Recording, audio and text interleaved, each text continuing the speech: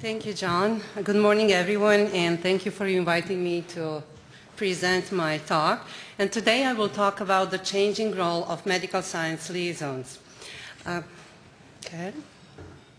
So I'm the president and founder of Lehner Medical Consulting, a company that focuses on medical affairs and clinical research, clinical and services, with a special focus on medical science liaisons and pre-launch activities. Now I have a first question for you. And the question is, does the company have MSL team on board?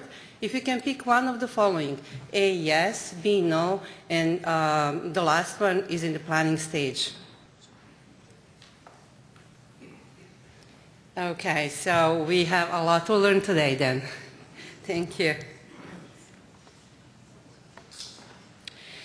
So medical science liaisons are therapeutic specialists that have an important role in product life cycle development, including early compounds in early stages of development. As catalyst of collaboration and communication between pharmaceutical industry and thought leaders, MSLs are becoming very essential in a sense of timely information, research resources, and business intelligence. Now, this table actually shows you the data from IMS, and it shows you the top 15 global corporations, their sales in 2008. And interesting fact is that they all have or had MSL teams on board during a critical phase of product launches. Now, the MSL role has been around during the last 40 years.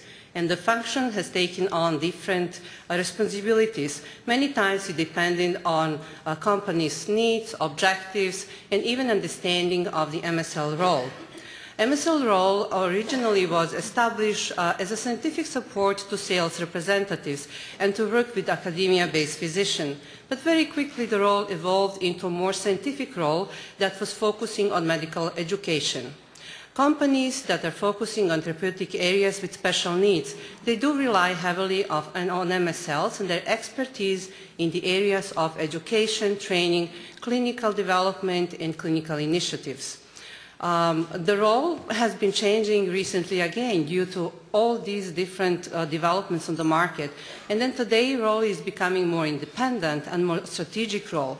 MSLs today in the field, they're in charge of the implementation of commercial products and the activities based to strategic plans, where at the same time they support company objectives through education and facilitate scientific development of the products on the market as well as the products in the pipeline.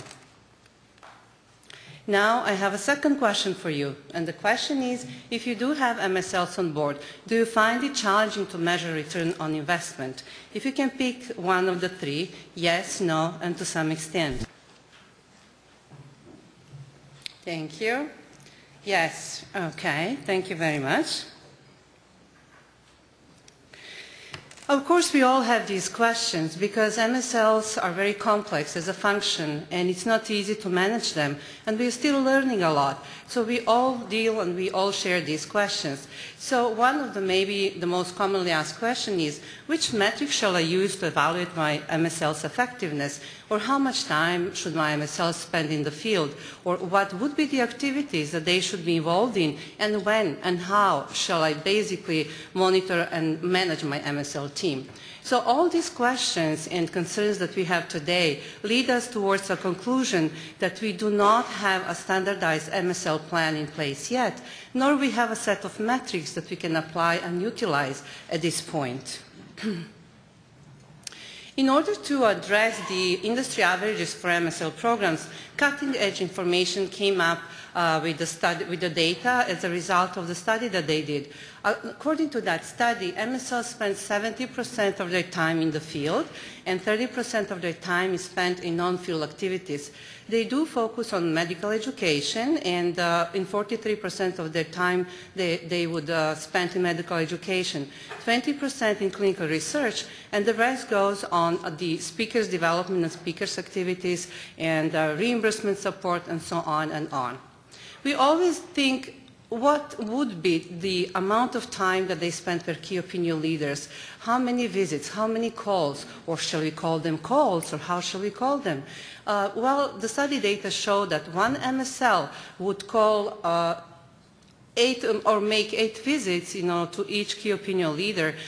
16 times they would basically make phone calls, and then they would exchange close to 20 emails. It is only per one key opinion leader in a year time. So this is some kind of a industry average that basically they came up with.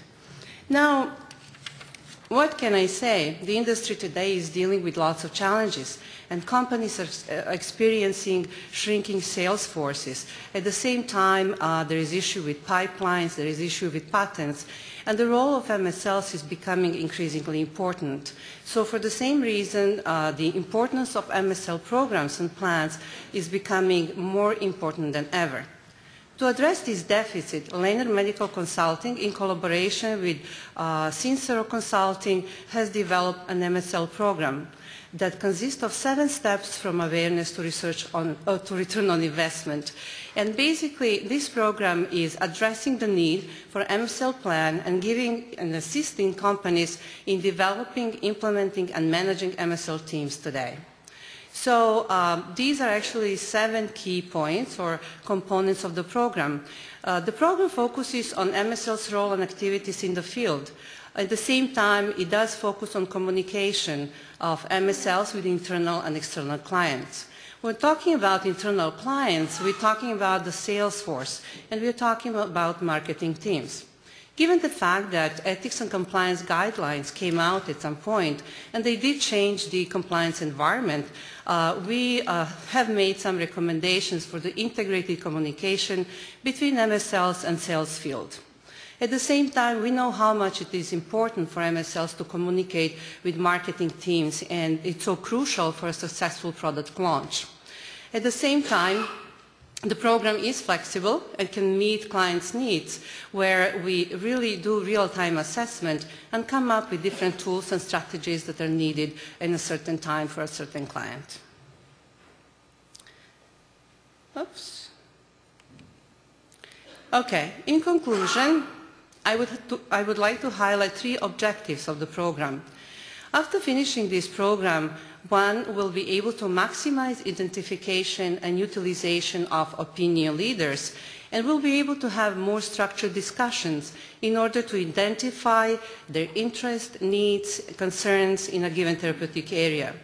One will be able to understand the implication of opinion leaders' perspective and their feedback, and will be able to bring the opportunities in-house to enable marketing and medical teams to make really strong messages and enable them to meet therapeutic needs and clinical expectations in the field. And the last one is really increasing awareness and raising the level of credibility by supporting key messages and involving key opinion leaders through the relationship with them so that they can be delivered in a scientific, ethical, and compliant way in order to support your brand in a given therapeutic area.